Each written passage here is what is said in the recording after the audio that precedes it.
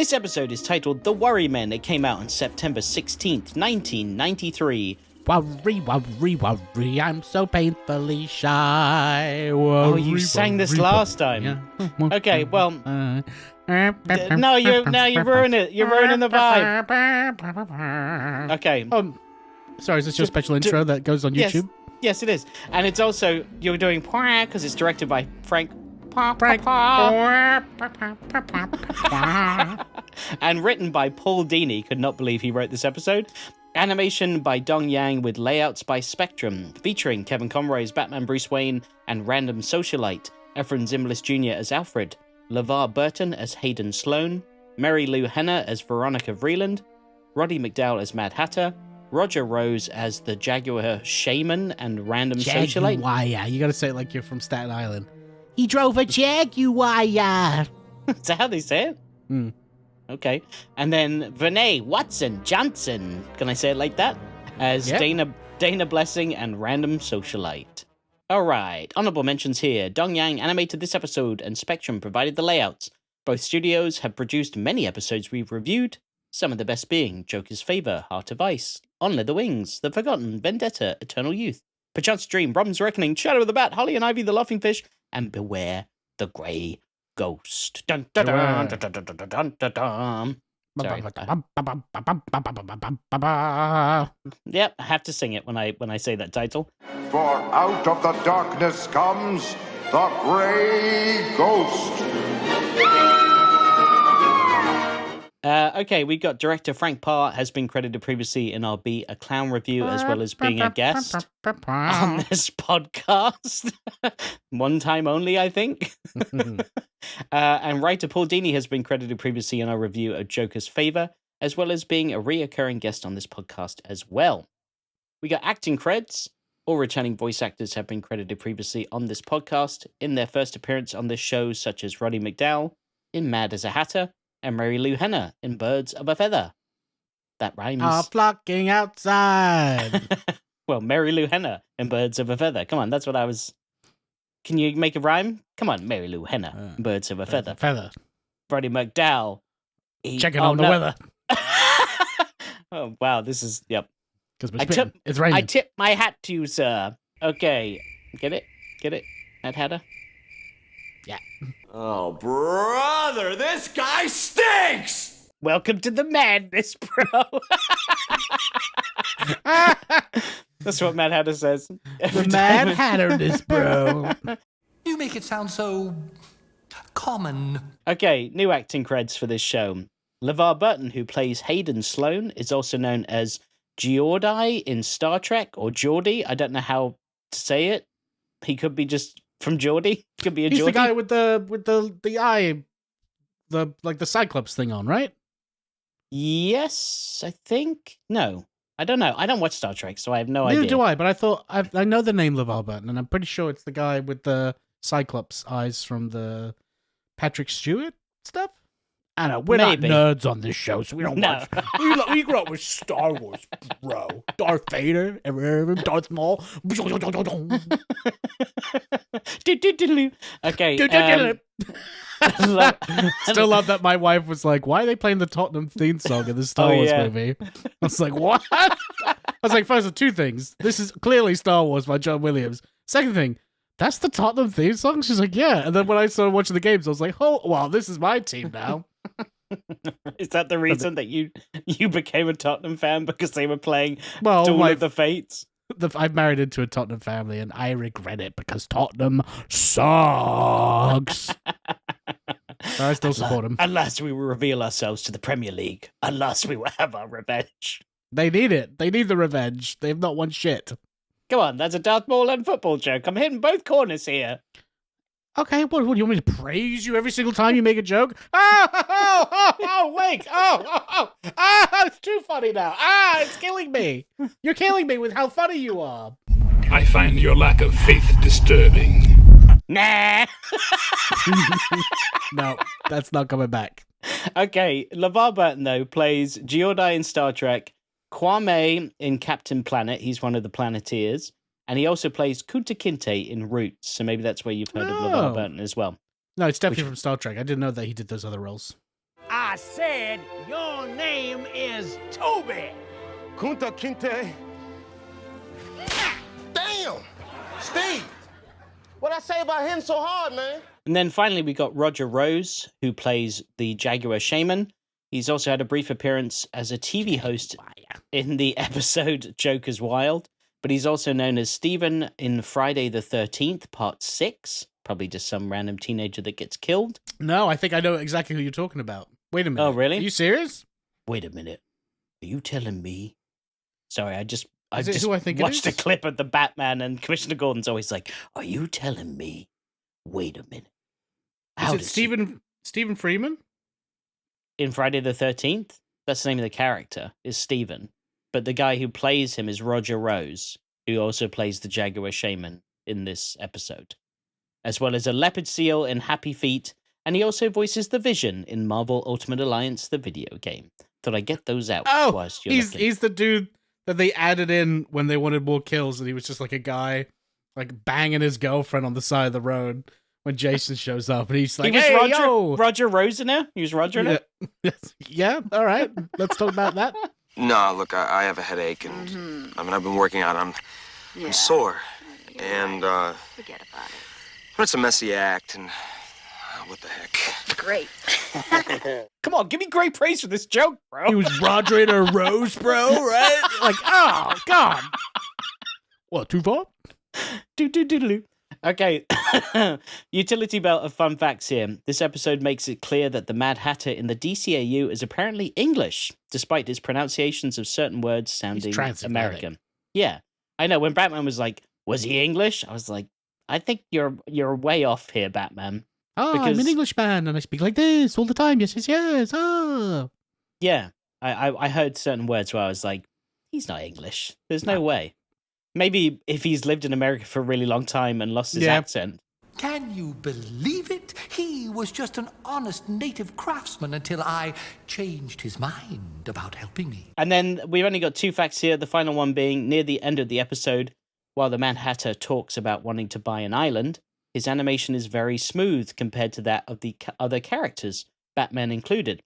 This is because the Mad Hatter is briefly animated on ones, meaning his character moves every frame, whilst the other characters are animated on twos, meaning they're moved or animated every other frame. This was likely done to emphasize the eccentricity and elusiveness of the Hatter. That's cool. Yeah, it is cool that they did that. And the same technique... Eccentricity? Eccentricity? Yeah, eccentricity. Wow, eccentricity. You perhaps buy a little island somewhere and open a sunbonnet shop. Oh, but islands, even little ones, cost money. And apparently the same technique of animating different characters at different rates was used in Spider-Man Into the Spider-Verse to convey the experience of one character compared to another. Right. Well, I liked the choppiness of those movies because makes it feel more like a clay animation, doesn't it? Yeah, but I didn't notice the smoothness when I watched the episode, but it is interesting that they chose to do that for this episode. I mean, as we're diving straight in, my first question is, what do you think of this episode? I didn't know that it was going to be a Mad Hatter episode, so at first I was like, okay, we got just like villain of the week here. Like, I feel like I'm watching Batman 66 with, just like, there's some guy from the rainforest that's like robbing rich people. I was like, this is not going to be very interesting. And I was like, come on, Paul Dini, what the hell's going on here? And then the Mad Hatter showed up. I was like, oh, it all makes sense now. Okay. A wonderland of treasures, all willingly donated by Gotham's simpering elite. Yeah. And one thing I did like as I kept watching this, it got better and better and better. Like it started out, I was like, this episode sucks, and then as it went on, I was like, oh, Mad Hatter, and then I was like, oh, he's got like a bunch of like props that are all the villains from Batman. That's really cool. Oh, look, Joker springing out of a big box, and Harley Quinn with a big knife, and then even as it went further, I was like, oh, I love the guillotine. The way Batman stops the freaking guillotine with his feet is so one of the coolest things I've ever seen in this fucking show. Do you think that after encountering something like that, like he goes home and just like shakes it off? Because that is that's Mad Hatter's almost got him story, right? Yeah. Like he almost cut Batman's head off. Like Batman saw the guillotine coming, which is even more messed up because usually you're facing the ground. But at least by being flipped, he could stop it. But the way he stopped it with his feet, and so then cool. They cut to off camera, and then obviously he's gone in the next shot, which is a great Batman moment. But at the same time, I was like, how did he get out of that? Because the moment he lets his feet off the guillotine, that's choppy heady time. You know, like bye-bye bats. It wouldn't chop his head off at the level that it's at. Well, it's going to go into the blade's going to go into his neck still. It's not going to stop. He's got his, like, I was going to say bat material, but, like, he's got his cowl there, which is probably thick. Alfred, I need my extra thick bat material mask tonight. Also, he could just take something off his bat belt and wedge it so that it stays wedged. Bat belt? Utility belt? Come on, man. Why? I don't give a shit anymore. And then get in the bat I don't car even know and myself go anymore, home. bud. But who am I? I couldn't believe how close he was to death there. I think that's like, I gasped when that happened. Like, it was cool. It was cool. And then another moment that made me like it even more was he had like a secret Travis Bickle gun like in his hat. Where like I loved when he was like, "Oh, you like fool," and then like the gun popped out. I was like, "That's fucking sick." Yeah, so that was a cool little trick. It was a roller coaster of like mediocrity to a pretty enjoyable episode for me. Yeah, I agree. Like, I thought it was okay. It gets way better when Mad Hatter finally shows up, and he chews up scenery, which I love. I love Roddy McDowell's Mad Hatter. I love the way he says Arkham. See, after my recent release from Arkham, I vowed to leave Gotham and my wicked ways behind me. Another piece of tech in this episode that Mad Hatter creates that can make him millions if he patented it and sold it, but instead he uses it for crime. And I'm like, dude, you could have had like 10 sunbonnet shops and your own multiple islands, because that's what he wanted to open.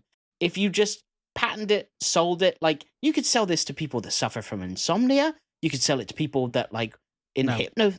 All he has to do is sell his mind control to the fucking US military and he'll make billions, if not trillions of dollars. Yeah, well, they would use it in like interrogations, right? Like the I'm thinking way darker than that, bud. Oh, okay. Well, you can force people to go to war whether they want to or not. Oh, yeah, that's true. The power of suggestion when they're sleeping. And in current American political climate, that's not too far off. Well, brother. We're getting political, folks. But yeah, Mad Hatter could have made bank off of that. And he could have just gone home and been like, all right, which island do I want to buy? But instead, had to do the crime, had to do it. Yes, I realized at once she'd be the perfect unwitting partner in my scheme. I didn't think much of the music in this episode. Obviously, it's trying to be all jungle themed. But the moment Mad Hatter's theme came in, I was like, all right, yep, dig this song. Always have, always will. And then I just thought the animation was pretty good. I mean, for heavy hitters like Laughing Fish, Heart of Ice and such, I didn't think it looked terrible, but it didn't really stand out to me. The ending was the best looking part of this whole episode, I thought, in like the fake Madame Tussauds, costume shop or whatever. Tussauds, not Madame. Oh, I'm going to go to Madame Tussauds. She got one sword, two swords up there. How many swords you going to have this time? I don't know. Could be three. Madame Three Swords next, actually. Ah, that's how I say it, because I'm English. Welcome to Madame Tussauds. And Arkham. I am English, apparently. So yeah, at the start, we get Veronica's Jungle Party, which I thought looked straight out of Batman and Robin movie, like had that vibe to it. Like I was waiting for Poison Ivy to show up in a gorilla costume, do a sexy strip dance. Do you remember that? Oh, God. Yeah, no, I know. I deleted that from my brain, but yes, now I remember it. It looked very much like that, so maybe that's another thing Joel Schumacher stole from this show.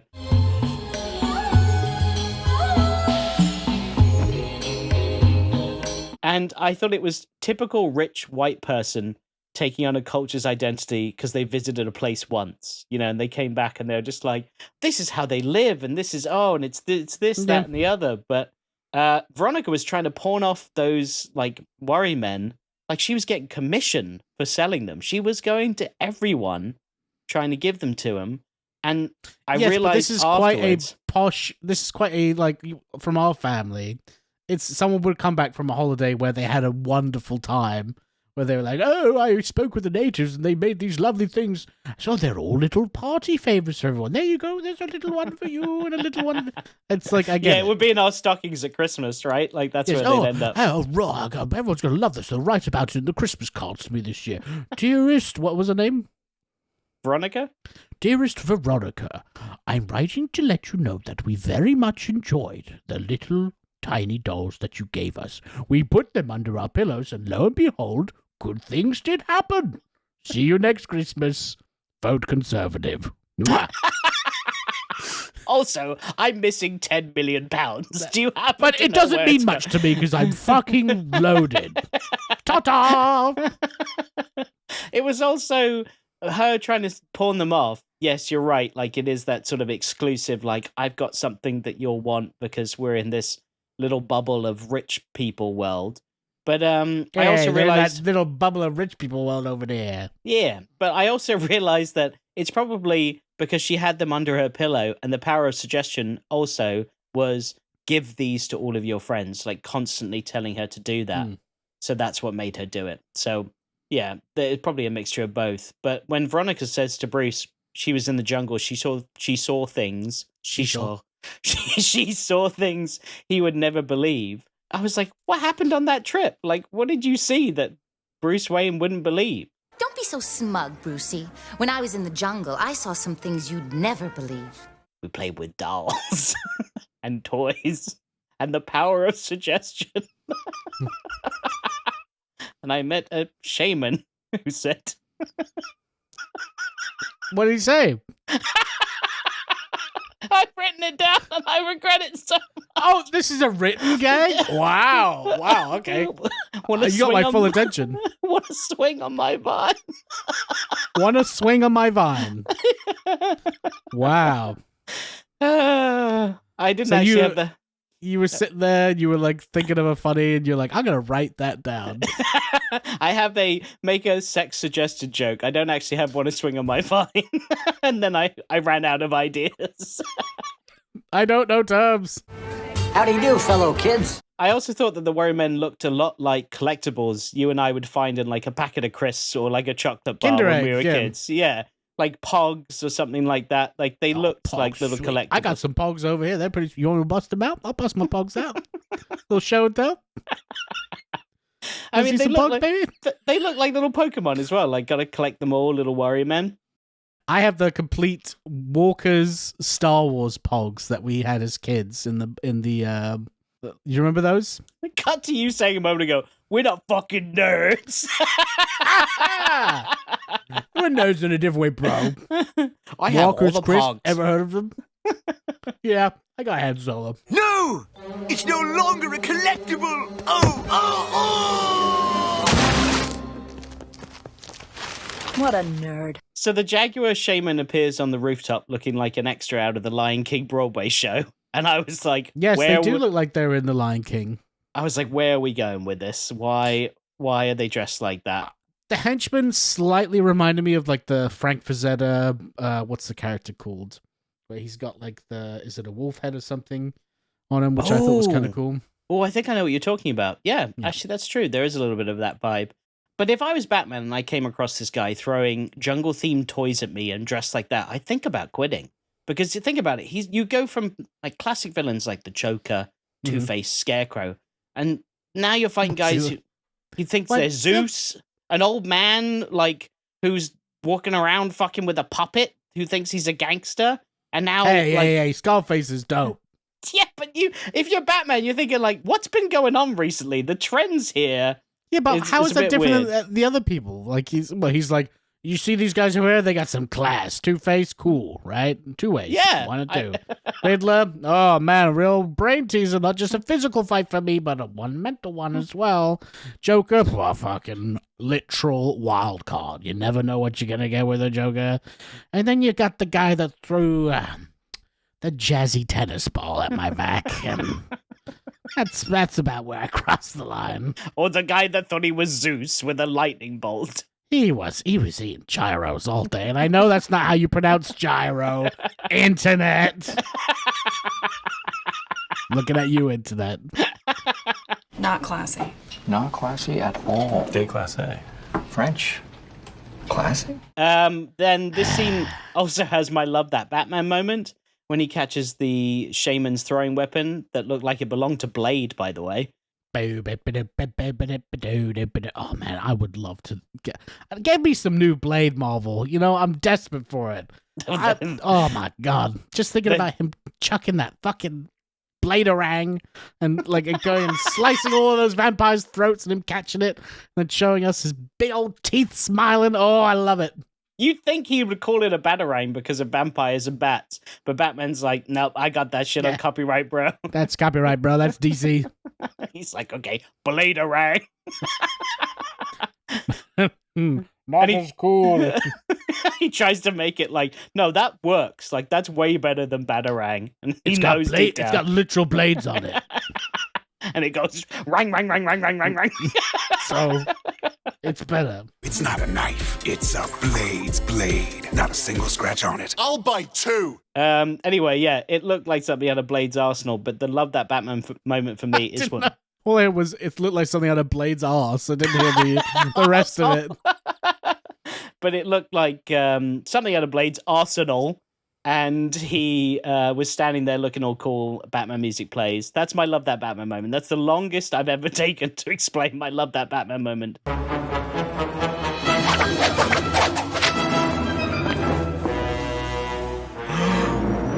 Nasty toy. That's what she said. So I thought the couple at the party was fun because that giant mask fell down. And I don't know if you saw it, but there was like a couple dressed up.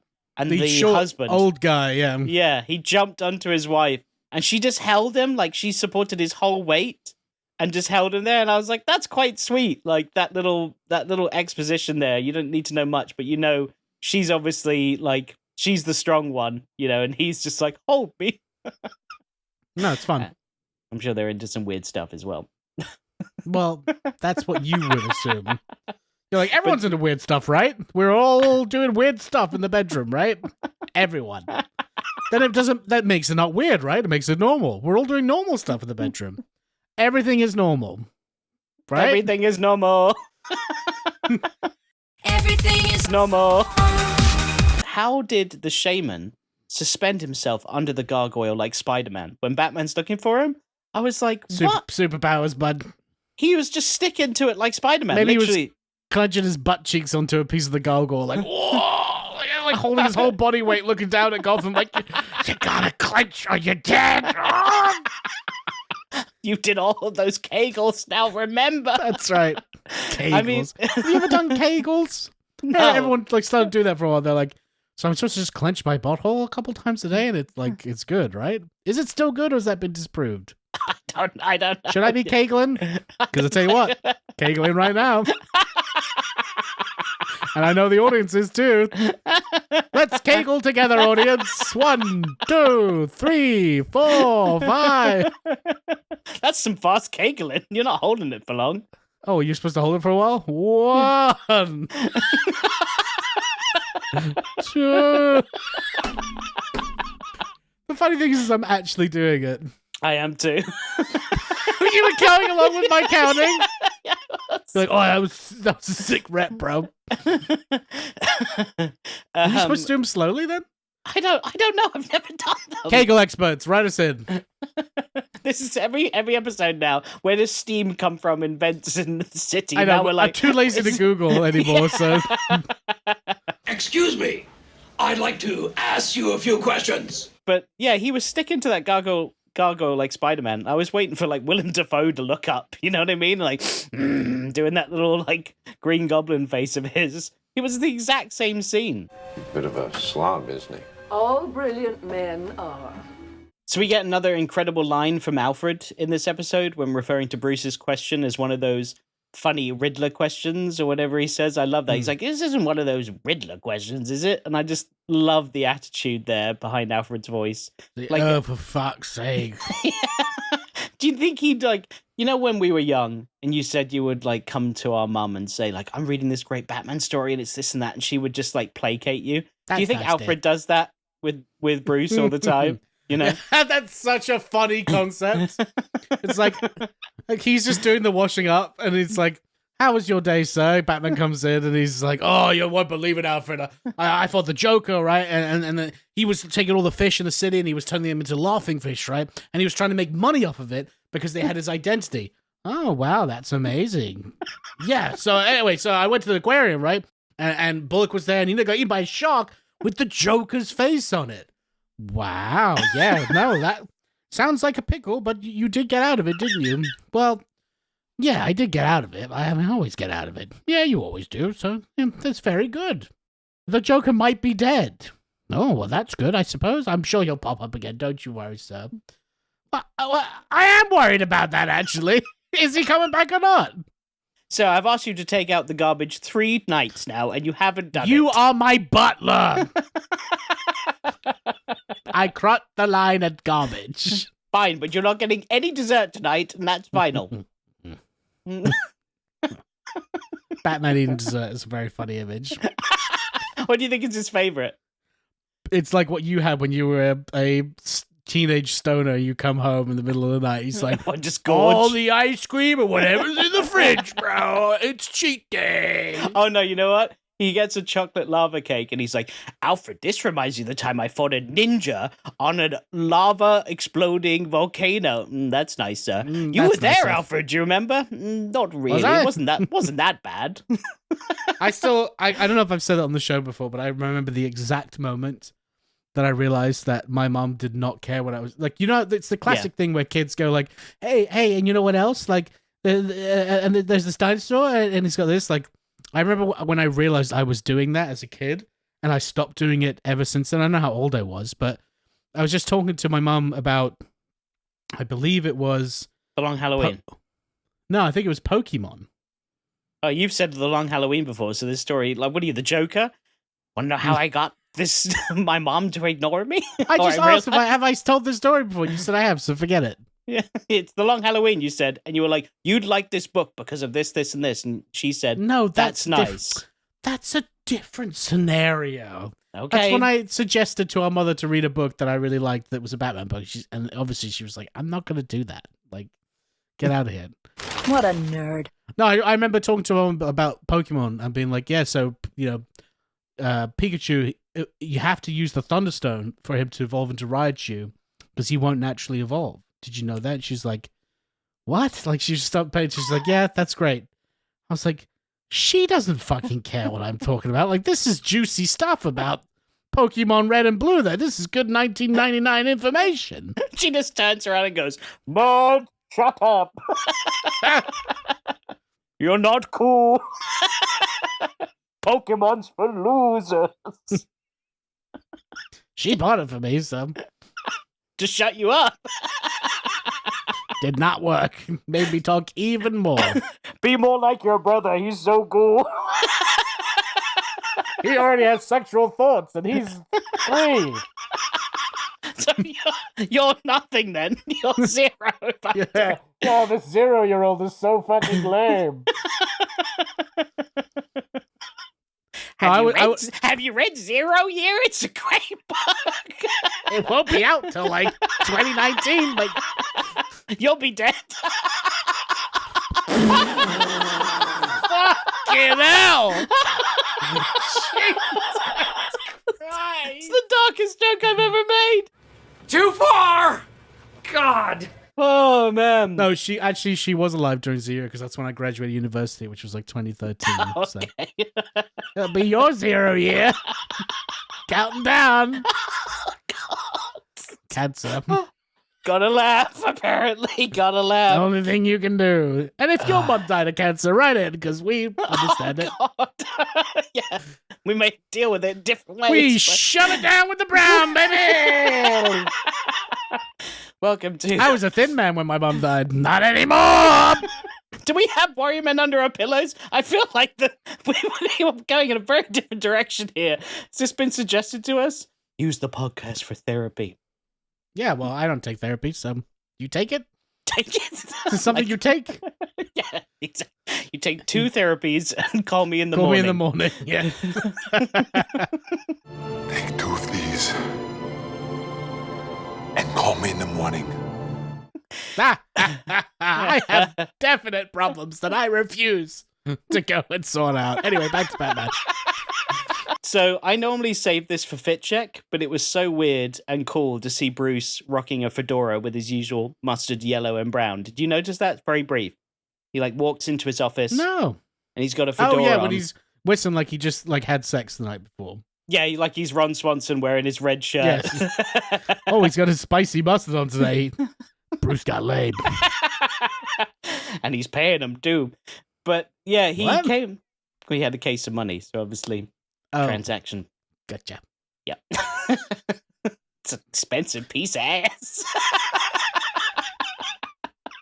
20 million of my money in that case?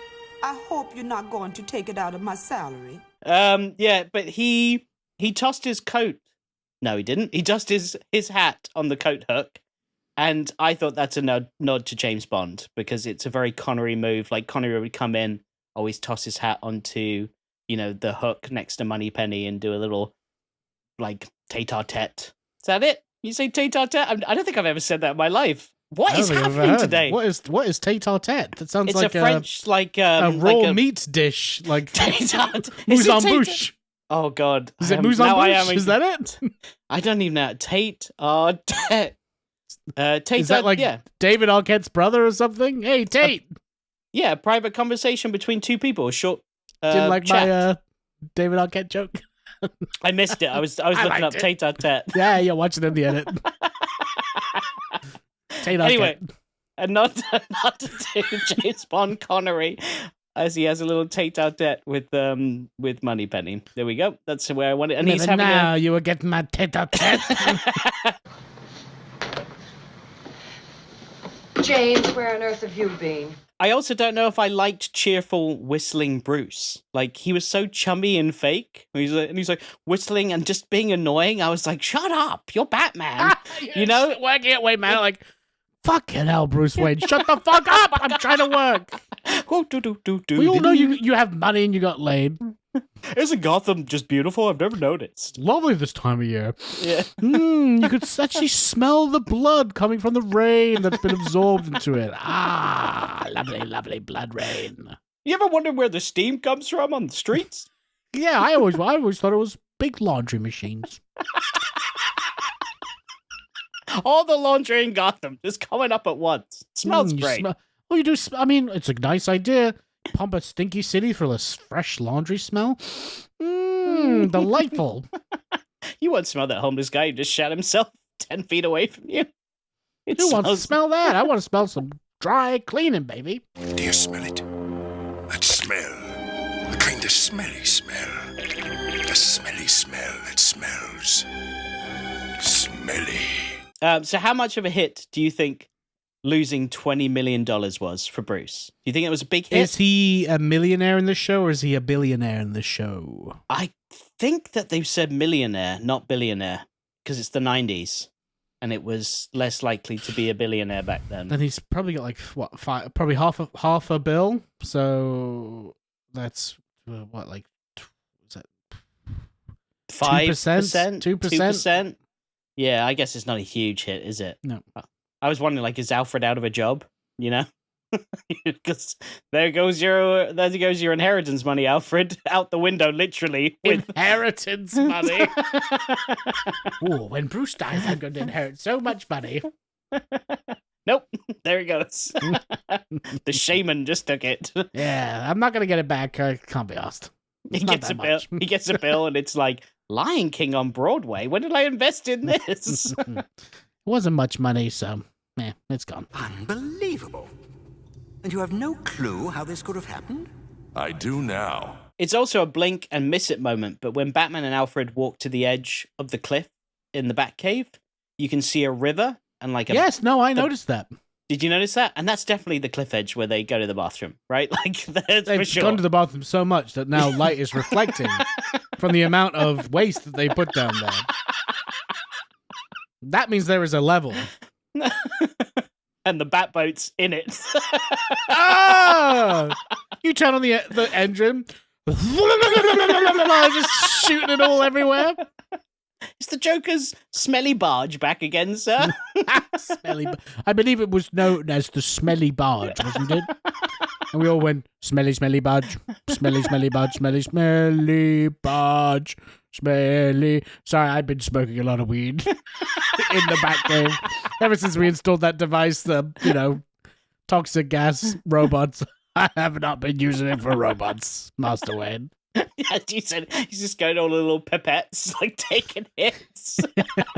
I'm just going to clean this up. I'm a little bit of it. Oh. Hey, Mr. I like Freeze, the idea. Mr. Freeze came over. We had a little tete-a-tete, We did. Little back and forth is what I call it. Right? Same shit. He gave me the cold shoulder, though. Sorry, I was taking a massive hit off this pipette. Pipetta? I hardly know. That's not going in the Type 5. Add a little drink of whiskey in the middle of that. Oh, sorry. Yeah, that's right. He's just got booze swirling around. Oh my God, that would be me as Mr. Freeze, just like I'd be like,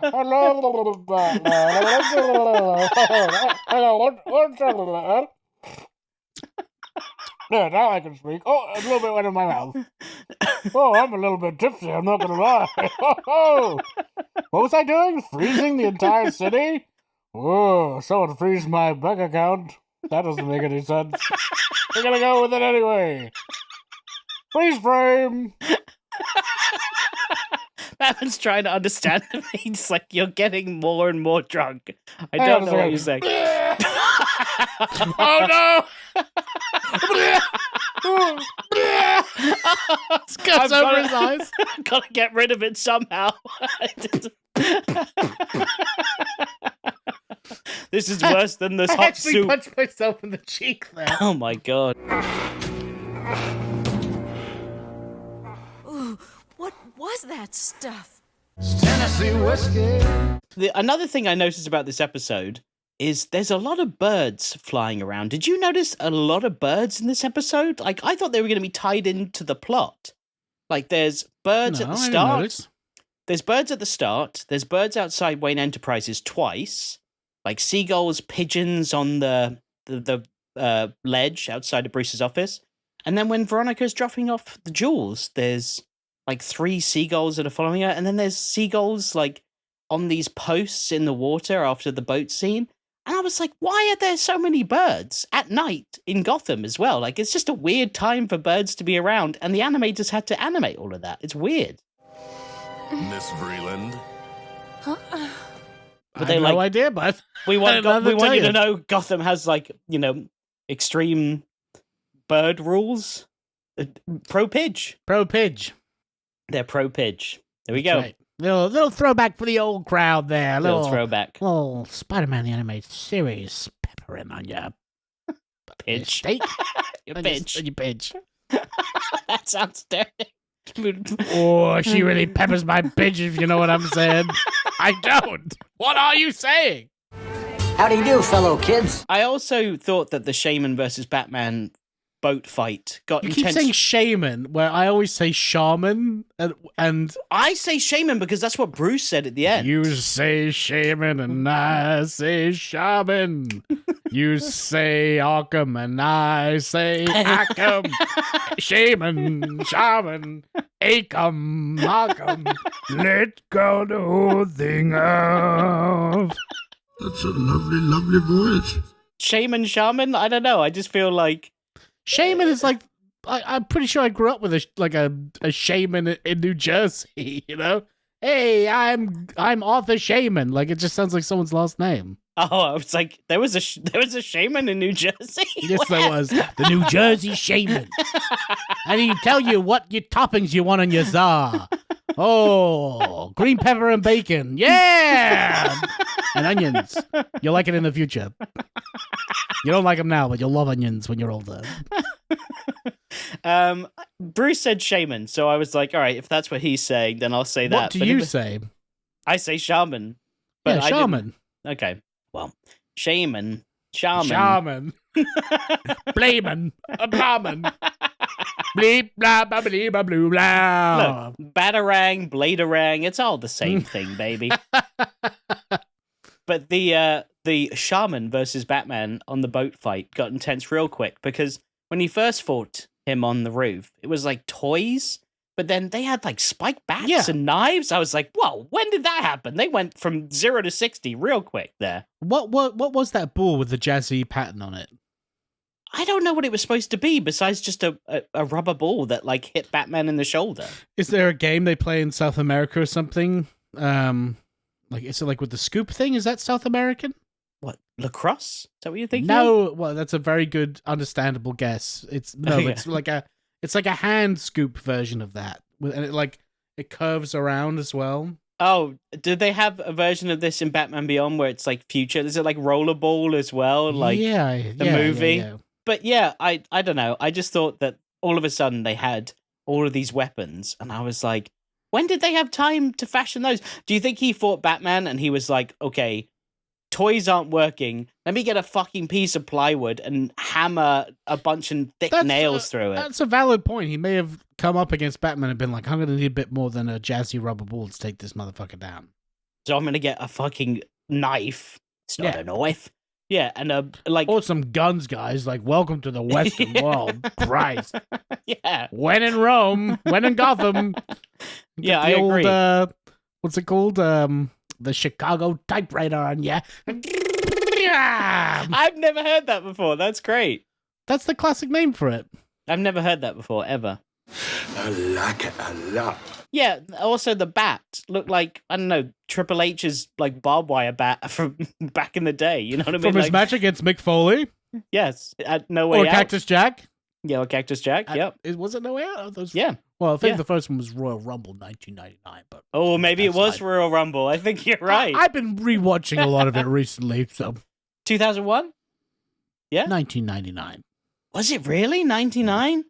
Oh, shit, I'm way off. Okay. No, in 2001, Cactus Jack, I believe Mick Foley was a general manager of Raw or something like that. Oh. I know my wrestling history, which I vaguely know. Well, and other listeners doesn't give a shit, so let's move on. I know Scotty Holly does. Shout out to Scotty. I know he likes the Attitude Era. Just bring it, jabronis. Just bring it. The other thing I noticed in this episode is there's another random business in Gotham that's been closed. Let me say that again. Another thing I noticed in this episode is there's... I love that you said, let me say that again. Fucked it up. Keep that all in. That's funny. No, it's not. It's not. Don't keep it funny. in. No, I pay the bills. Don't keep it in. All right, now you can keep it in. You pay the bills. But another random thing I noticed in Gotham. Oh no, now I can't get it out. But there's a business. I've had a few whiskeys, but you're like, another fucking thing about Gotham. Another random business in Gotham has been closed for years. That's what I want to say. Like, and is now a villain hideout. There's a costume store, and all of a sudden, Mad Hatter's there. And it's just like, how many of these in Gotham exist? Well, to be fair, I didn't see Mad Hatter coming in this episode, so maybe it's like, if it's like Mad Hatter is loose, then it's okay, we go check out the usual places, costume, hat stores, etc. Oh, look, Mad Hatter's in them. But I think the fact that you didn't know Mad Hatter was involved makes it harder for him to be found. True. That's true, yeah. But yeah, it's just amazing that it went out of business and the owner was like, let me keep all of my stuff here. You know what I mean? Like, it wasn't empty. There's all the hats and costumes still. So I guess they just left. Well, I guess they're like, fuck the business. I'm done with it. Leave it all here. Oh, you want me to clear out of here by 5? You fucking clear it out, mate. I quit. I'm moving to Metropolis. I'm starting a bagel business. Be funny if he moved to Metropolis to start a costume business. He's like, that'll do better than my stock. Fuck. That was the most important thing about this business venture. The stock that I've built for years. You start a costume business and you have no costumes. Oh, yo. I fucked up. So what did you think of Mad Hatter's Madame Tussauds Museum of Batman Villains? It was very fun. You know, it was. I like that. It was my favorite bit of the episode for sure. Seeing him go up against those. Although the penguin was not a threat. The penguin was just on wheels, and he just kind of came in. And Batman was like, "Okay, I'll just move out of the way." One step this way. All right, that's avoided. The thing though is that he said like, "Oh, you know, the guy he ripped his cape, so he knew that Batman was going to come to the lair." Yes. So he whipped up all of those like Batman villains in that time. No, they were in the background during that scene. You could see Clayface and Mr. Freeze. I thought that in the he background. Said that. Are you sure? Because I thought that that happened when he arrived. No, you could see when Hatter was talking to them. You could see them in the background. Why then? Why are they all ready to go then? Well, that's what I was wondering. Did the costume shop already have those? Were they like, "Hey kids, you know these real life like horrible villains that are running around?" That makes so much sense. People dress up as Jeffrey Dahmer for Halloween. It's true. They People do. dress up as Michael Myers, although he's not real. That's not real. Yeah. Yep. That's out. I mean, you can keep it Michael in. Myers, you know, Jason. I get it now. People dress up like these real Freddy. serial killers. Sometimes they verse each other. It's crazy. The nun from The Conjuring? That's a crazy one. Ghosts are real. I don't know if you know this. I watched a documentary called The Nun, and it scared the shit out of me. Did I just mute my mic? No, I didn't. No. I muted my mic. Yeah, I did see them in the background there, and you're right. I guess that makes sense. That kids are like, I want to dress up as You and me lives Clayface in this year. Gotham, I'd be like, yeah, I'm going to dress up like the fucking Joker. Why not? Yeah, I know. It's just weird, though, because they are mass murdering psychopaths. But we do it as a society anyway. Yeah, but have you ever done that? Have you ever dressed up as Jeffrey Dahmer or like... I'm not saying I would do it personally. I'm just saying society definitely would. Society's to blame. Oh, no, I'm not trying to sound like fucking the Joker. Riddler from the Batman, for fuck's sake. Oh, or the Joker movie. I thought you were doing a Joaquin Phoenix. Oh, God, yeah, or just Batman. Ugh. Fuck's sake, get over it, mate. Your parents are dead. Mine too. Let's move on. Well, one of them is. Yeah. No, that was not too far behind.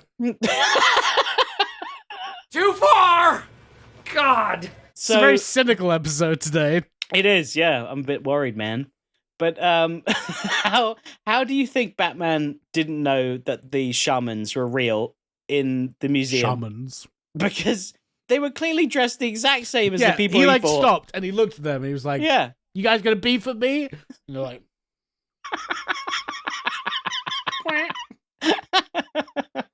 Totally not real. they're like, he's the world's greatest detective. We are 3 real dudes. I'm breathing. Yeah. Like, he held his finger under my nose. He felt my breath. not warm enough. Fake breath. Another trick by the classic villain, Mad Hatter. Whoops! Should have warned you, old boy. That lot's real. Your tricks won't work on me. Oh, they're real. No, shit. They did are work real. on me. They really worked on me. Then he just beat him up in seconds, though. He did. And what did you think about Batman's very loud car alarm device that he set off? I didn't get it. Like, neither did I. So I'm guessing it's because Mad Hatter controls people by putting something on their head. So he played a really loud noise, so that of course the first thing he would do is go, it's loud, so I take my hat off. Wouldn't Why? you just cover your ears? Yeah. I think it disrupted the chips. Yeah, that but were show us a controlling little them. like, oops, you know, like Yeah. like the chips Or exploding. have a quick scene in the Batcave with Alfred where he's like, I've been looking forward to trying this, Alfred, ever since I faced off against Mad Hatter last and time. call it like something cool like the echolocator, you know? Oh yeah, that's pretty Right? cool. Yeah. Yeah. The I think that's screech. pretty cool. I'm not gonna lie, I just whipped that out of my ass right now, but yep. Well, but it doesn't echolocate though, does it? No, it's it doesn't do that at all. No. But it's bat related. That's like buying it and being like, all right, so what does it do? It makes a All very right, you're loud digging noise. too deep into it now. We both thought it was cool. You dug too deep. It's not cool. We're moving on. What about like the bat I now I see screech? why Bruce Timm. Whoa, Paul Dini did this. What about the bat screecher or the bat screech? No? Now I'm just thinking about Saved by the Bell. When I wake up in the morning and I face the Mad Hatter and he's gonna have a real big alarm. Is that the Saved by the Bell theme? I don't know. I never watched it. It's all right, because I'm saved by the bell. And then just play that really loud noise. Echo locator sound thing. That's not an echo locator. It's the bat alarm. Just call it the bat alarm. Done. That's what he would call it anyway. He's like, it just is the thing. I feel like that's what Paul Dini did. This is like, it's just the thing that does the thing. You're thinking way too into it.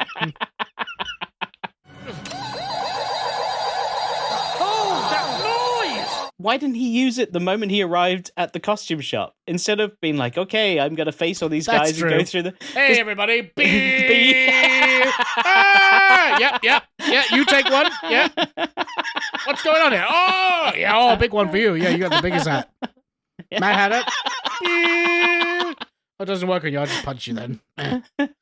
All right, this is wrapped. That was fucking annoying. Is that a guillotine over there? Whoa. You're gonna use that? You're gonna use that on me? I would have stopped it with my feet. It would have been pretty dope.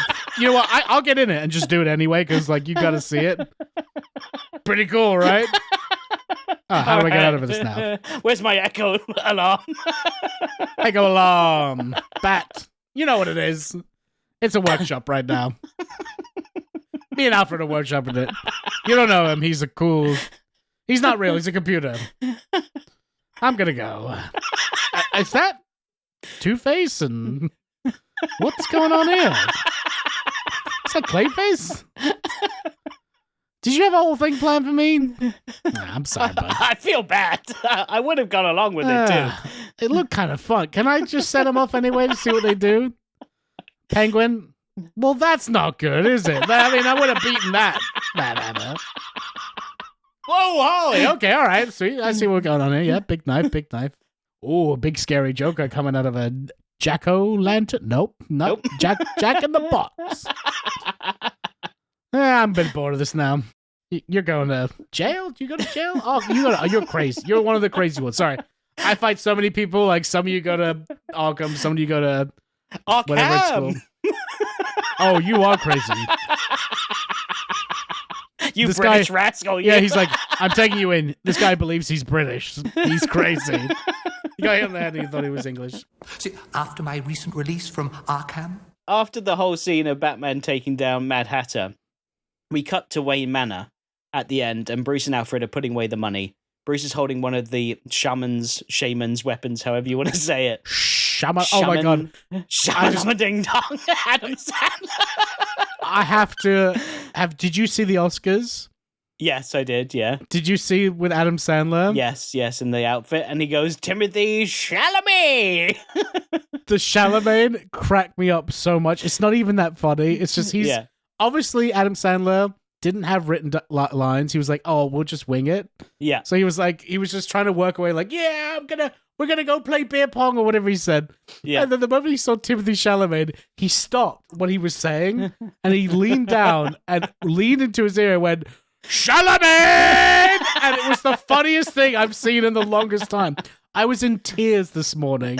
Just like he's in the mid-conversation, pinpoints him and just goes, Chalamet! I felt like I was transported back to the 90s with peak Adam Sandler there. Yeah, that was really good. But the thing I was saying before you went on your Adam Sandler tangent is Bruce has one of the Shaman's weapons, and I thought about your Batcave trophy theory and how it reinforces it, because he legit almost died in this scenario. The guillotine would have cut his fucking head off. He would have been without a head, and that is definitely, as I said, Hatter's almost got him story. And since Batman isn't going to be able to bring the guillotine back to the Batcave, because he probably doesn't want to bring that back and have that on display, he brought the Shaman's weapon, which I think is like a little memento for him to go like, that's another scenario where he almost got me. You know, I thought that would be a little cool tie-in there to your theory to reinforce it. Why is it so badass that you stop a guillotine with your feet? Like, why is that the coolest thing I've ever seen? I think it's because it's so unexpected. You know, like, and when that was coming down, I was like, okay, Batman's going to push himself out at the very last minute. But the fact that he just threw his legs up, I was like, I did not see that coming. I wonder how, I would like to see Mythbusters. I would like to see Mythbusters Who are you gonna tackle call? this. Mythbusters. It's pronounced Mythbusters. I would like to see Mythbusters tackle this because is it possible? I feel like it is because you're in there with your head, but you've still got neck movement to roll your body up to do that. And if you are flexible enough, which Batman clearly is, and there's like a lip as well. It just has to be like really timed. But I guess you could go super early and wait to put your feet on because it would slide down on the feet. Yeah, I know. You still have to be careful though. Cut your fucking but legs he's fucking off. Batman, bro. He's fucking Batman, bro. Well, that's like, how he managed to do it in the first place. Yeah, I know. But it was sick, dude. It was. It really was. I know I sound like a bro right now, but I was like, that was fucking sick. It dude. totally deserves a bro response. That was fucking sick. Also, yeah. I know I have never seen this episode before. When it came on, I was like, what am I watching? I don't remember any of this at all. Right, So okay. It was completely fresh. So seeing him do that was just, yeah. That's kind of cool. You've just seen a Batman the Animated Series episode you've never seen before. When is that ever going to happen again? You know, probably a lot. I don't think I've watched the whole thing like you have. I think I've just watched the Biggins. Right. Well, yeah, stopping it with his feet was definitely like, I guess that's another honorary love that Batman moment for me, just because it was so fucking love cool. that Batman moment for me. No.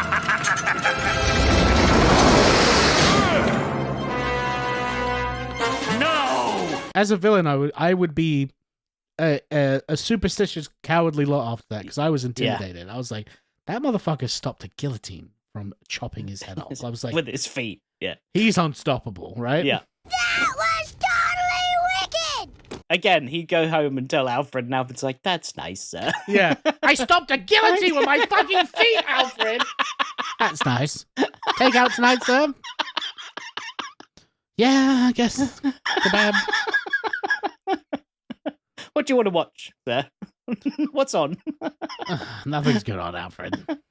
Once you stop a guillotine with your feet, nothing can live up to that. There's no rush like stopping a guillotine with your feet. Would you like to try it? No, I'm all right, sir. I was going to watch Real Housewives of Gotham City, actually.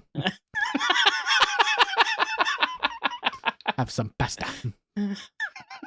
I stopped a knife from falling on the ground the other day. Yeah. I put my foot out and it landed on my foot, and I was like, ooh, maybe I should be a League of Shadow. Is that what they called him? You little League of Shadow?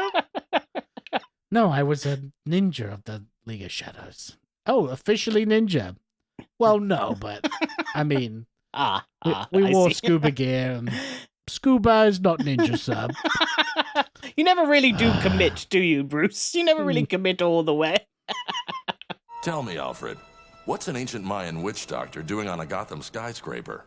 This isn't one of those Riddler questions, is it? So at the end of this episode, Hatter rolls around uncomfortable in his bed at Arkham, and we see that under his pillow is a little bat worry man, which I thought was really sweet that it had Very a little silly, bat but costume fun. on. Yeah, and that is the end of the episode. So we go straight into our top three here. Almost Got Him, Joker's Favor, and The Laughing Fish are currently our top three favorites. Does this replace that? No. Or any of those for you? Nope, I agree. Ranking out of 10, though, I would give this one a 7.3 out of 10. I give it a 6 out of 10. Okay.